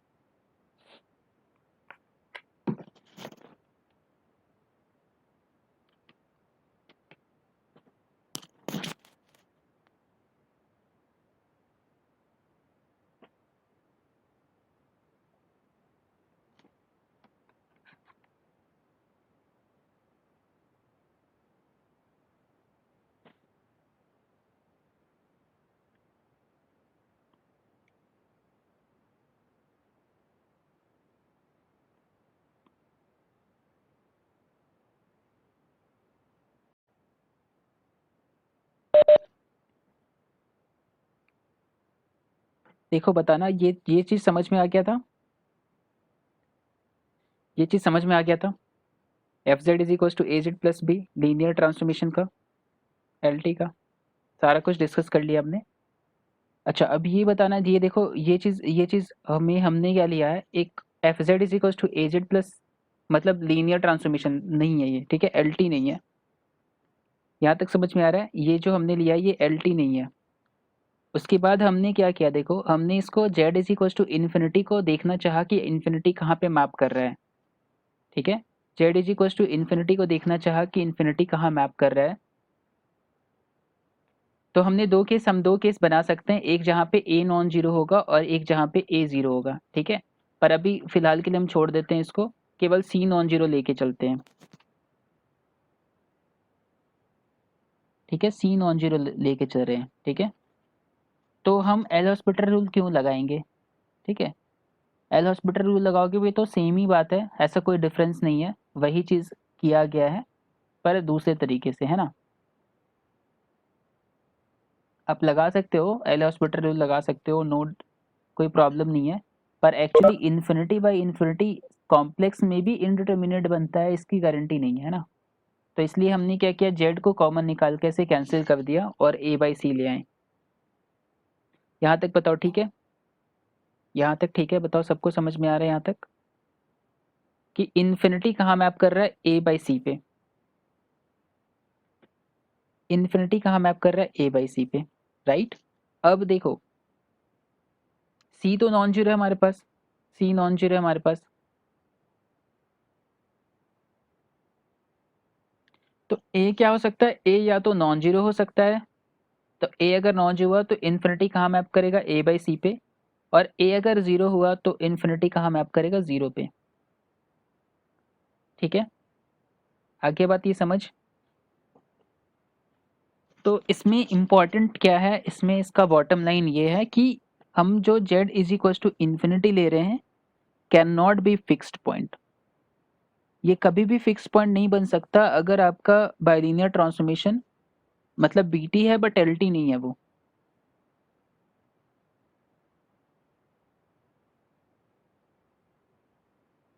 ठीक है, मतलब हम यहाँ पे सी नॉन जीरो ले लिए ना, तो इन्फिनिटी कभी भी फिक्स पॉइंट नहीं बन सकता। बताओ ये चीज़ समझ में आ रहा है। वैसा बाइलिनियर ट्रांसफॉर्मेशन जो एलटी नहीं है, वैसा बाइलिनियर ट्रांसफॉर्मेशन जो एलटी नहीं है, Z is equal to infinity उसका फिक्स पॉइंट नहीं बन सकता। ओके, तो इसका मतलब क्या है, किसी भी बाइलिनियर ट्रांसफॉर्मेशन का जो कि एलटी नहीं है तो उसमें F Z is equal to Z भी नहीं आएगा, F Z is equal to Z भी नहीं आएगा उसमें, ये भी नहीं आएगा क्योंकि ये तो एलटी है हमारे पास, लीनियर ट्रांसफॉर्मेशन है। तो कोई भी बाइलिनियर ट्रांसफॉर्मेशन अगर वो एलटी नहीं है तो उसके पास कितने फिक्स पॉइंट हो सकते हैं बताओ।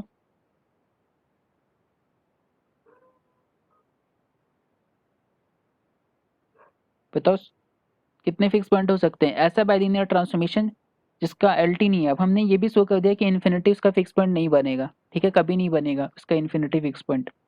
तो कितने फिक्स पॉइंट हो सकते हैं बता सकते हो।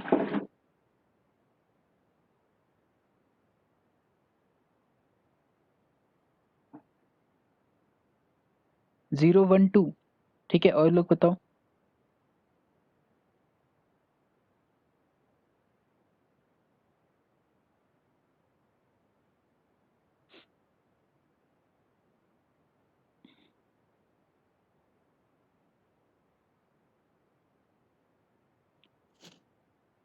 और लोग बताओ जल्दी से कितने फिक्स पॉइंट हो सकते हैं। एक आंसर 0 1 2 आ रहा है और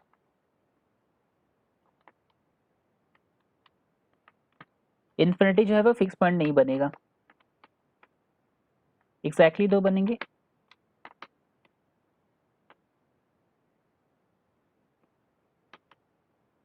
मतलब ऐसा जरूरी है कि दो ही बनेंगे एग्जैक्टली।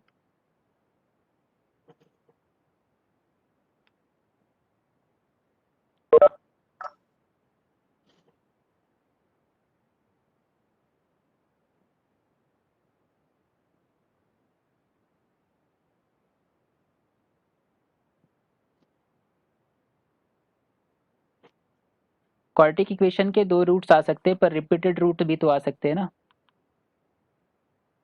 रिपीटेड रूट आ सकते हैं ना।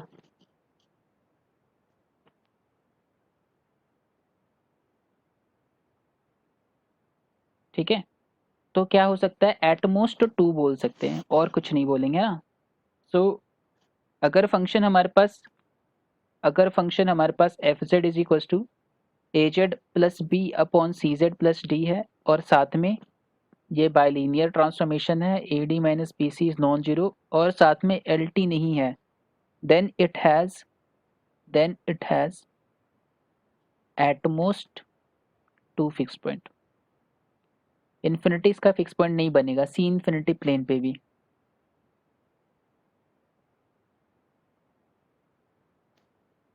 बोलो यहाँ तक ठीक है, यहाँ तक एग्री कर रहे हो बात,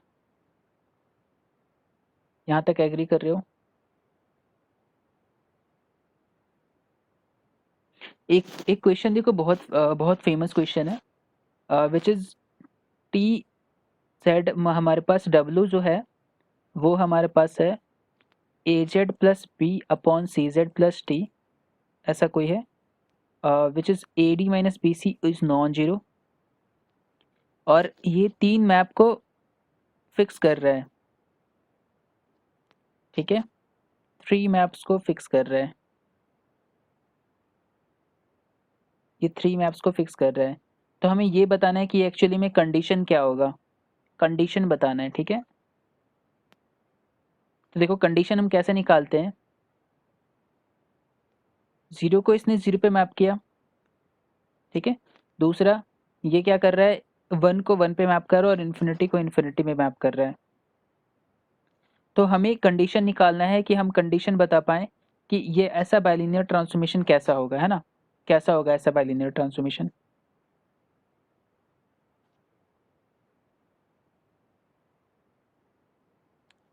T Z is equal to Z, very good. So ये क्या हो जाएगा, अगर ये थ्री पॉइंट्स को फिक्स करेगा इन्फिनिटी को इंक्लूड करके, तो ये T Z is equal to Z हो जाएगा, ठीक है, वेरी गुड। डायरेक्ट आंसर बता दिया, अच्छी बात है, पर अगर नहीं पता तो कैलकुलेट भी कर सकते हो, कोई दिक्कत नहीं है।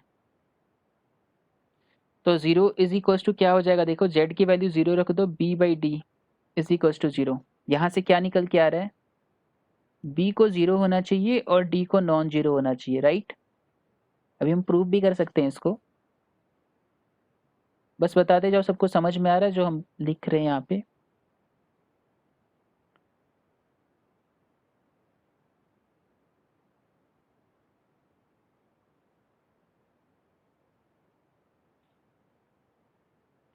W is equal to, W को हमने टी जेड मान लिया, ठीक है, डब्ल्यू को टी जेड मान लिया और टी ऑफ जीरो जीरो है, तो zero is equal to zero रखोगे तो बी बाई डी आएगा, और ये तभी पॉसिबल है जब बी को जीरो होना पड़ेगा और डी को नॉन जीरो होना पड़ेगा, ठीक है, ओके।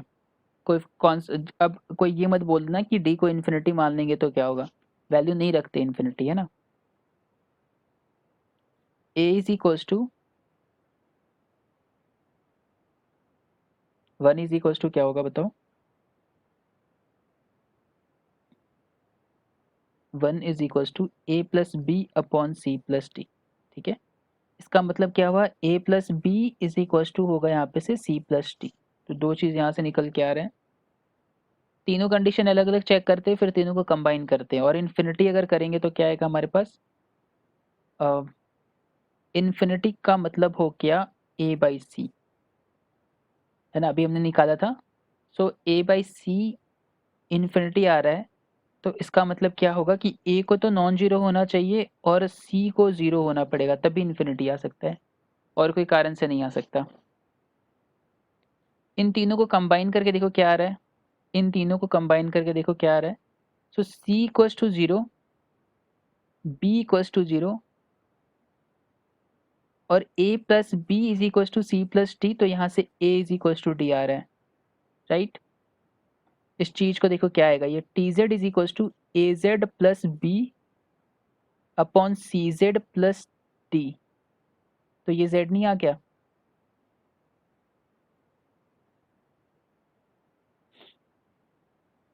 ये बहुत फेमस है क्वेश्चन।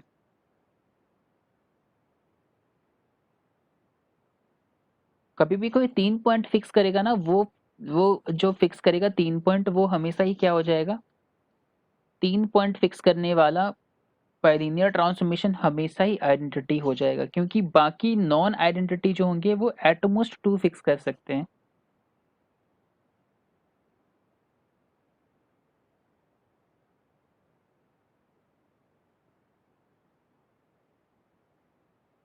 क्लियर है बात?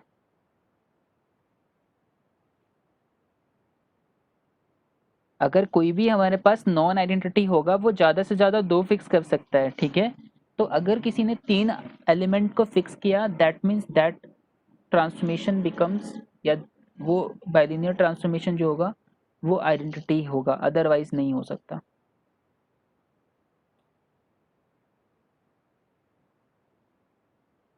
तो देखो फिक्स पॉइंट में इतना ही कुछ है, हमने एक एक चीज़ डिस्कस किया है फिक्स पॉइंट के बारे में। बाकी आपके पास कभी भी कोई फंक्शंस गिवन कर दे और फिक्स पॉइंट निकाले, आप निकाल सकते हो, उस पर हम टाइम वेस्ट नहीं करना चाहेंगे, है ना। कोई भी इक्वेशन गिवन है उसको आप सॉल्व कर सकते हो, टीज W F Z is equal to Z रख करके, राइट। कोई भी कुछ दिया होगा F Z is equal to Z का तो सॉल्यूशन कर ही सकते हो आप, वहाँ से फिक्स पॉइंट बता देना क्या आएगा।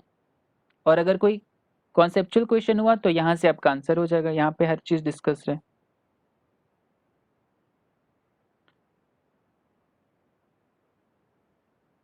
सी इन्फिनिटी कब इंक्लूड होता है, नहीं इंक्लूड होता है, उसमें भी देख सकते हो। तो बताओ अभी यहाँ तक सही है, किसी को कोई दिक्कत नहीं ना, जल्दी से रिप्लाई कर दो, नेक्स्ट टॉपिक पे चले जाएंगे। सॉल्यूशन ही करना है, बस इक्वेशन निकालो, सॉल्व करो, दैट्स इट।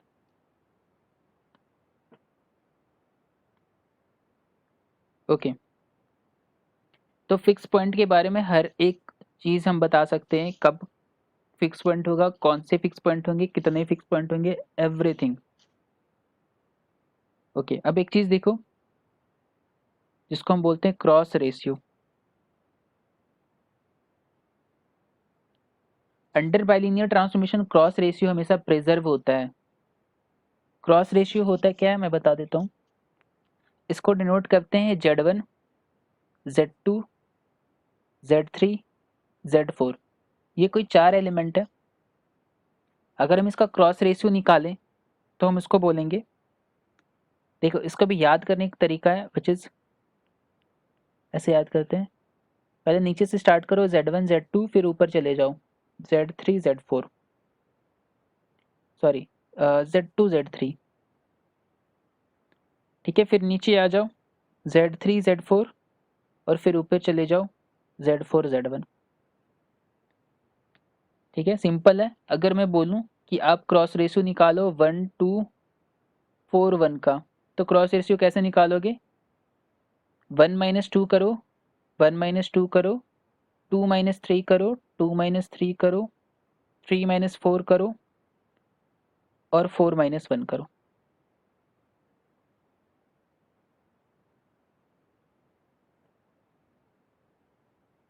वैल्यू आ गया 0। बोले ठीक है, समझ आ रहा है ये, मतलब वैल्यू कैसे फाइंड आउट कर रहे हैं, फिलहाल तो वैल्यू फाइंड आउट करने की बात कर रहे हैं।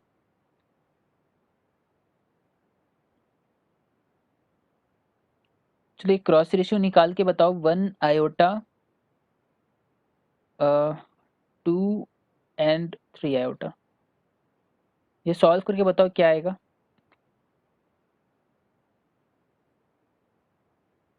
इसका क्रॉस रेशियो निकाल के बताओ क्या आएगा, कैलकुलेट करके बताओ। आई नो बहुत इजी है, पर थोड़ा सा सॉल्व भी कर लो।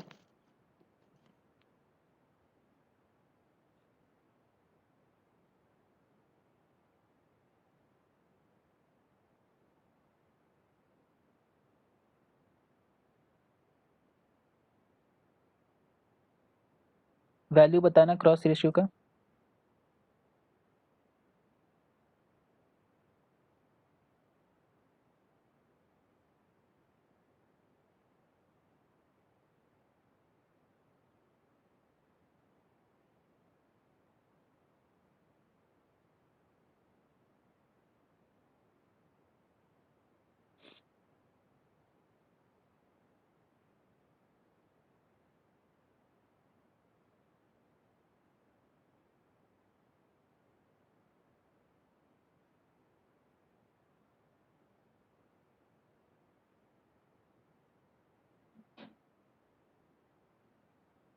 आज इस कॉन्सेप्ट को कंप्लीट कर दें, मतलब टॉपिक को, मतलब पूरे टॉपिक को कंप्लीट कर दें, कुछ नहीं, मतलब थोड़ा सा और बचा है, अगर हम आधे घंटे और 1 घंटे और पढ़ लेंगे तो ये कंप्लीट हो जाएगा, 1 घंटे और पढ़ लेंगे तो, अगर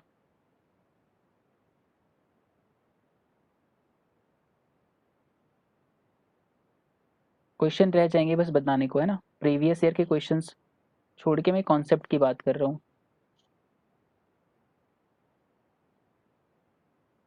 कितना लंबा खींचोगे, तुम भी प्रिपरेशन करो, फ्री हो जाओगे ना।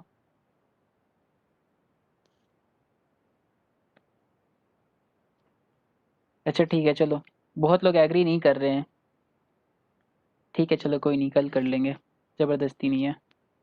सो इसका क्रॉस रेशियो होगा 1 माइनस आयोटा, यहाँ से फिर यहाँ से आयोटा माइनस 2, फिर नीचे होगा 2 माइनस 3 आयोटा और फिर ऊपर होगा 3 आयोटा माइनस 1, राइट। इसको सॉल्व कर लो, जो भी वैल्यू आएगा वही आंसर होगा। एग्री?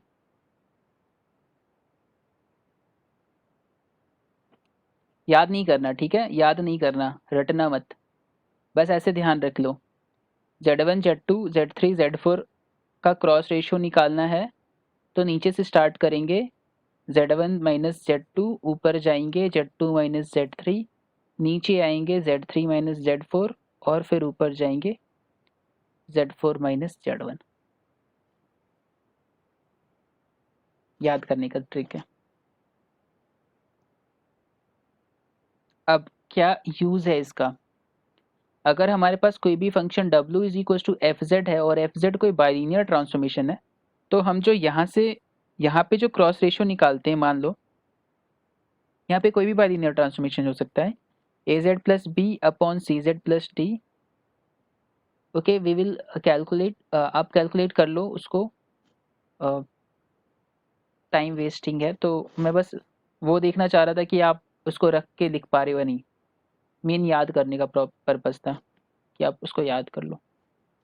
सो ये हमारे पास कोई एक बाइलिनियर ट्रांसफॉर्मेशन है और Z1 मैप कर रहा है W1 पे, Z2 मैप कर रहा है W2 पे, Z3 मैप कर रहा है W3 पे और Z4 मैप कर रहा है, कोई भी एक आर्बिट्ररी नंबर है, ये कोई भी नंबर हो सकते हैं, Z से C से, ये वाले XY प्लेन है और ये वाले UV प्लेन है, ठीक है।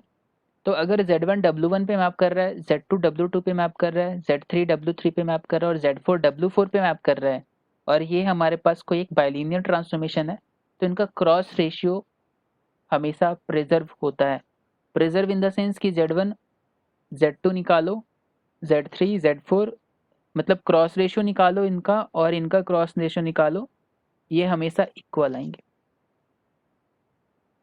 ठीक है, समझ रहे हो।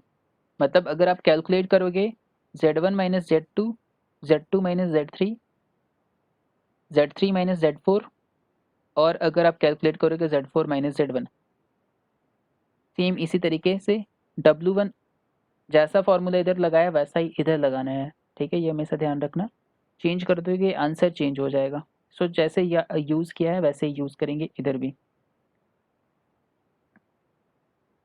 और भी बहुत सारे तरीके होते हैं देखो लिखने के क्रॉस रेशियो को, ठीक है, क्योंकि एट लास्ट ये मल्टीप्लिकेशन ही है, इधर उधर मल्टीप्लाई करो कैसे भी करोगे तो तुम्हारा क्रॉस रेशियो लिखने का बहुत सारा तरीका आ जाएगा, है ना। पर हम जो तरीका यूज़ कर रहे हैं वो ये तरीका यूज़ कर रहे हैं, ठीक है, नीचे से स्टार्ट कर रहे हैं, ऊपर फिर नीचे फिर ऊपर, है ना, ऐसे करके।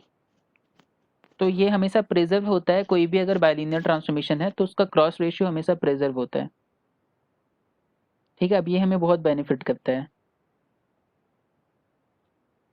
ये हमें क्या करता है एक्चुअली, किसी भी बाइलिनियर ट्रांसफॉर्मेशन को फाइंड आउट करने में काफ़ी हेल्प करता है।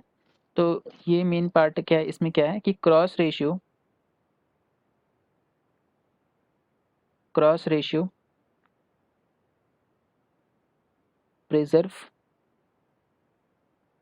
Preserve under a bilinear transformation.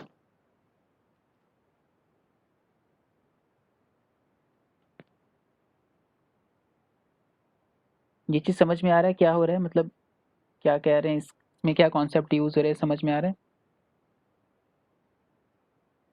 Cross ratio हम निकालेंगे इधर से भी और उधर से भी, जिसको आपने मैप किया है, ठीक है। Z1 का इमेज है W1, Z2 का इमेज है W2, Z3 का इमेज है W3 और Z4 का इमेज है W4। और फिर एक पहले Z1 Z2 Z3 Z4 का क्रॉस रेशियो निकालेंगे,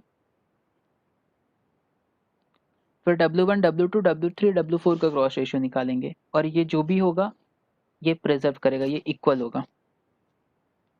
और लोग भी रिप्लाई करो, मतलब कैसे पता चलेगा किसी को समझ में आ रहा नहीं आ रहा।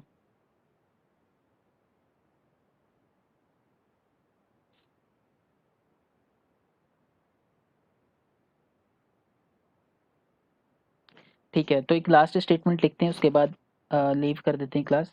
ठीक है, तो वो क्या है कि अगर आपको किसी भी 3 डिस्टिंक्ट पॉइंट का मैप पता है, then you can find a unique linear bilinear transformation. मतलब there is always a unique linear transformation, bilinear transformation.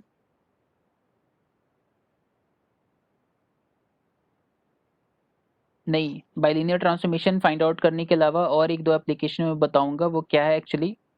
वो ये है कि अगर कोई सर्कल से पॉइंट उठाएँगे ना और किसी लाइन से पॉइंट उठाएँगे, तो उनका क्रॉस रेशियो हमेशा रियल नंबर होगा।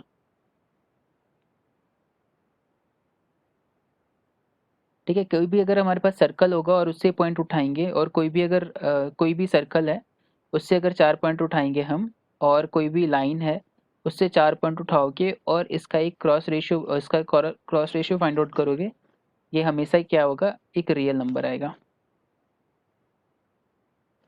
तो ये देख लो, there is always a unique bilinear transformation. देखो, बाइलिनियर ट्रांसफॉर्मेशन निकाल के दे रहा है, अब इससे ज़्यादा क्या बताएगा कोई।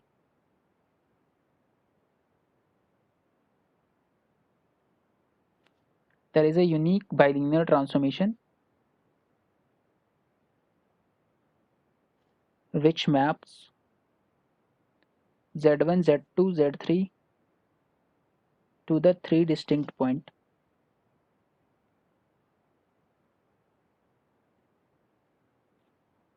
मगर अगर Z1, Z2, Z3 अगर 3 डिस्टिंक्ट पॉइंट पे मैप हो रहा है, तो ये हमेशा क्या करेगा, एक यूनिक बाइलिनियर ट्रांसफॉर्मेशन दे देगा। ठीक है, मतलब अगर Z1 मैप कर रहा है W1 पे, Z2 मैप कर रहा है W2 पे, और Z3 मैप कर रहा है W3 पे। ठीक है, सपोज मान लो ये 3 डिस्टिंक्ट पॉइंट है, यहाँ पे भी 3 डिस्टिंक्ट पॉइंट है, और ये भी 3 डिस्टिंक्ट पॉइंट है।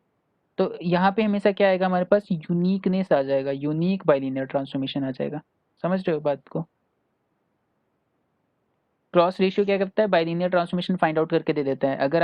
अगर आपके पास ये कंडीशन होल्ड कर रहे, तो Z1, Z2, Z3 तीनों डिस्टिंक्ट है, W1, W2, W3 तीनों डिस्टिंक्ट है। ठीक है, बताओ। आगे हम निकालना भी सीखेंगे कैसे, अगर हमको गिवन होता है कोई बाइलिनियर ट्रांसफॉर्म, कोई 3 पॉइंट्स गिवन होता है, तो how we can calculate this, है ना। मतलब सिंपल सा काम करेंगे, फोर्थ वाले, जैसे Z1 को तो W1 मान रखा है आपने, कैसे सॉल्व करेंगे उसका आइडिया दे देता हूँ मैं बस। चाहो तो क्वेश्चन भी करवा सकते हैं, बता देना। तो क्वेश्चन भी करवा दूंगा। Z3 W3, तो हम फोर्थ को Z मान लेंगे और इधर W मान लेंगे।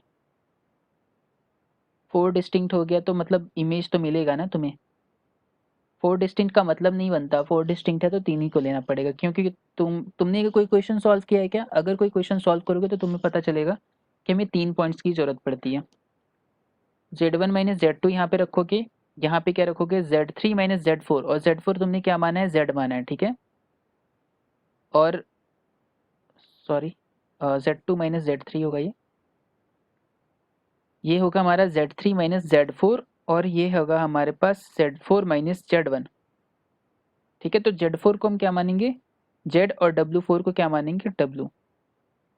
और यहाँ पे क्या आ जाएगा, W1 माइनस W2, यहाँ पे आ जाएगा W2 माइनस W3, और यहाँ पे आ जाएगा W3 minus W4 which is W, और यहाँ पे आ जाएगा W4 माइनस W1।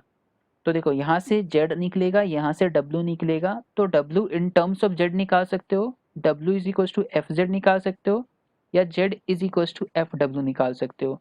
कोई भी बाइलिनियर ट्रांसफॉर्मेशन निकाल सकते हो। नीड किसकी है, 3 पॉइंट्स की नीड है बस।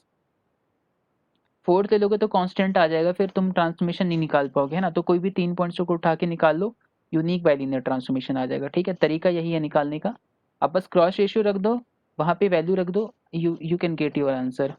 ठीक है, इसको सॉल्व कर लेंगे, नेक्स्ट क्वेश्चन में अगर बोलोगे तो कोई क्वेश्चन सॉल्व कर लेंगे इसके ऊपर, और प्रीवियस ईयर क्वेश्चन करेंगे तो उसमें सॉल्व करना पड़ेगा ही। एक और इम्पॉर्टेंट चीज़ क्या है इसके अंदर, एक बार मुझे क्रॉस रेशियो फाइंड आउट करके बताओ, इस बार मुझे वैल्यू भी चाहिए, इस बार मुझे वैल्यू भी चाहिए। इसका क्रॉस रेशियो फाइंड आउट करके बताओ। क्या आएगा इसका cross ratio?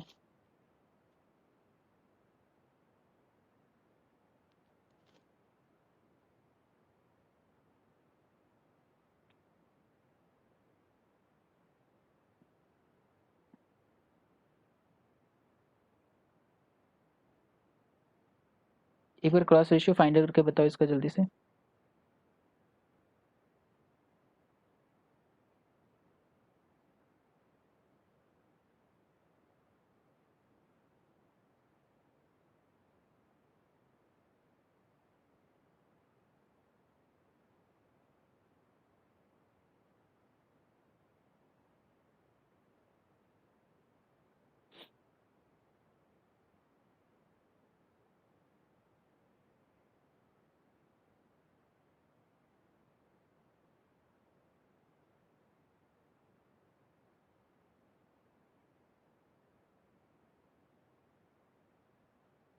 Okay, half, very good. So इसका क्रॉस रेशियो क्या आएगा? हाफ आ जाएगा। You can calculate Z1 minus Z2, फिर Z2 माइनस Z1। एक्चुअली देखो इसमें ना याद ट्रिक है बस, है ना, मतलब हमें इसको लिखना नहीं पड़ता है दोबारा, हम डायरेक्ट वैल्यू रख सकते हैं, इसलिए ये वाला बहुत आसान है। आई माइनस Z3 माइनस Z4 और फिर Z4 माइनस Z1। तो कैलकुलेट करोगे तो वैल्यू हाफ आ रहा है। बताओ सबका हाफ आ रहा है, औरों का हाफ आ रहा है या नहीं आ रहा है? ओके, हाफ आ रहा है। ओके, सो देखो ये हाफ बिलोंग कर रहा है कहाँ पे? रियल नंबर पे। अब इसका मतलब देखो मैंने अभी क्या बोला था कि अगर हम सर्कल के ऊपर से कोई भी 4 पॉइंट उठाएंगे, ये 4 पॉइंट सर्कल के ऊपर से उठाए गए थे, 1 माइनस 1 आयोटा माइनस आयोटा, ठीक है। सर्कल के ऊपर से 4 पॉइंट उठाए गए थे हमने, तो सर्कल के ऊपर से 4 पॉइंट उठाओ के यहाँ पे कहीं पे भी बाइलिनियर ट्रांसफॉर्मेशन नहीं आ रहा, ठीक है। यहाँ पे बस वैल्यू फाइंड आउट करना है। ये अलग बात है कि बाइलिनियर ट्रांसफॉर्मेशन में क्रॉस रेशियो प्रिजर्व रहता है, मतलब इधर का क्रॉस रेशियो निकालो उधर का क्रॉस रेशियो निकालो, दोनों बराबर होंगे, एक्स वाई प्लेन का और यूवी प्लेन का। तो ये है कि अगर सर्कल के ऊपर से 4 पॉइंट उठाओ या स्ट्रेट लाइन के ऊपर से 4 पॉइंट उठाओ और अगर उनका तुम क्रॉस रेशियो निकालो तो वो ऑलवेज रियल आएंगे, ठीक है। इसको स्ट्रेट कर देते हैं। If Z1 Z2 Z3 Z4 are lie on circle or straight line,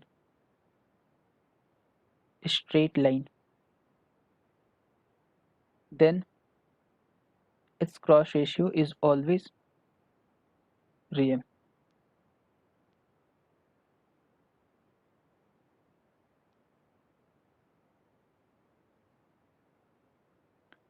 ठीक है, ये तुम चेक कर सकते हो, और भी कोई पॉइंट्स उठा के तुम चेक कर सकते हो। अगर 4 पॉइंट्स अगर तुम रियल लाइन सर्कल पे लेते हो या स्ट्रेट लाइन पे लेते हो तो हमेशा क्रॉस रेशियो रियल होगा। पर रियल है तो इसका मतलब ये नहीं कि स्ट्रेट लाइन या सर्कल से उठाया गया, ठीक है, कन्वर्स नहीं है, सही का कन्वर्स वैलिड नहीं है। किसी कोई डाउट है आज की क्लास में तो डिस्कस कर सकते हैं, अदरवाइज एंड करेंगे मीटिंग।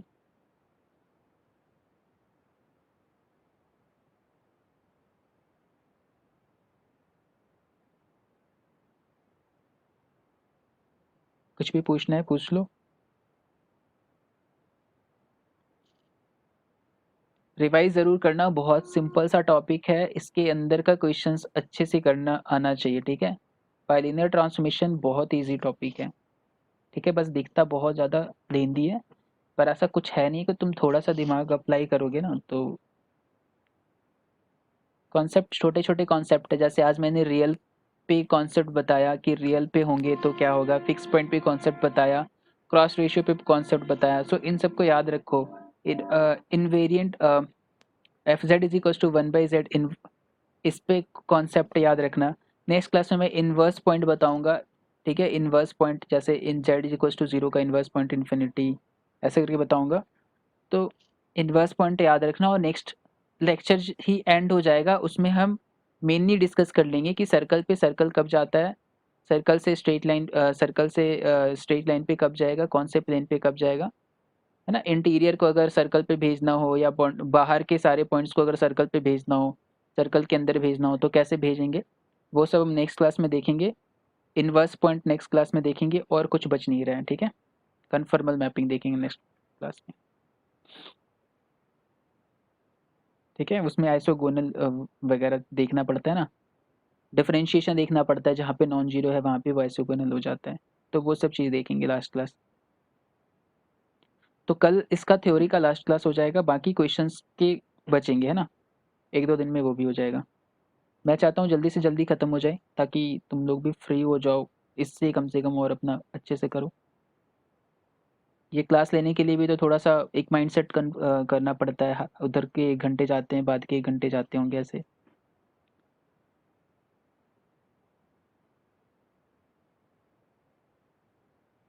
रेसिड्यू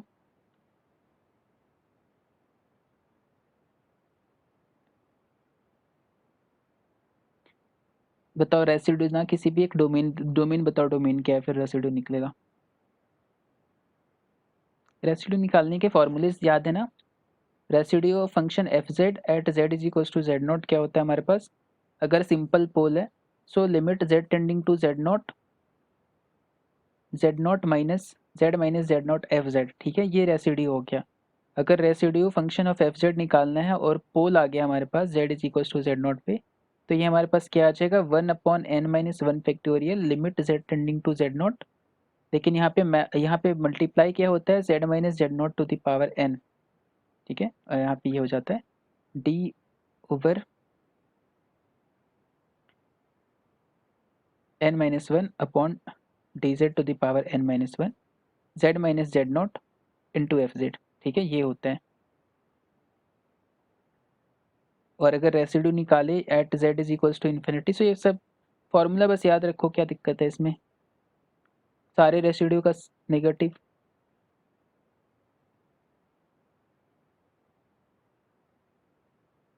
है ना। या फिर ऐसे निकालेंगे residue over minus of residue of 1/z² function of 1/z at Z equals to 0, है ना। और अगर इंटीग्रल निकालना है हमें किसी भी फंक्शन का एफ जेड डी जेड का, तो क्या आ जाएगा हमारे पास, 2πi into sum of residue,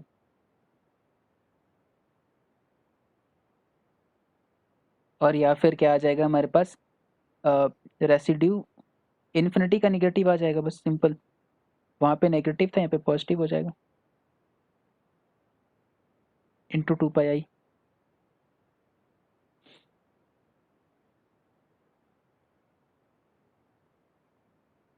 जब जीरो पे फाइंड आउट कर रहे हैं तो इन्फिनिटी बन रहा है, मतलब नहीं समझा मैं, क्या बात है।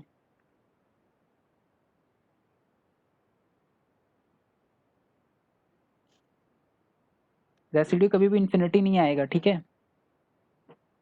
इसका मतलब आप सही से डिसाइड नहीं कर पा रहे हो कि पोल किस ऑर्डर का है या फिर जीरोस किस ऑर्डर का है। कहीं ना कहीं कुछ दिक्कत हो रहा है डिसाइड करने में, ठीक है। हाँ पूछो क्वेश्चन, क्या पूछना है।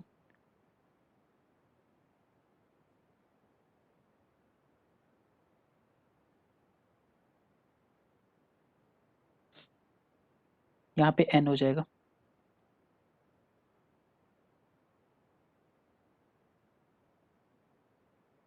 जल्दी से पूछो, और लोग भी हैं।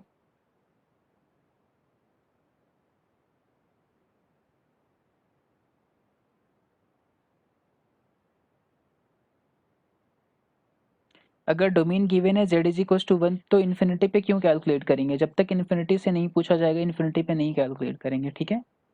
वो पूछता है इन्फिनिटी पे कैलकुलेट करके बताइए, अगर इन्फिनिटी पे पूछेगा तभी कैलकुलेट करेंगे, अदरवाइज नहीं करेंगे। चलो ठीक है, एंड करते हैं ना। अच्छे से रिवाइज करो, कॉम्प्लेक्स बहुत ईजी है।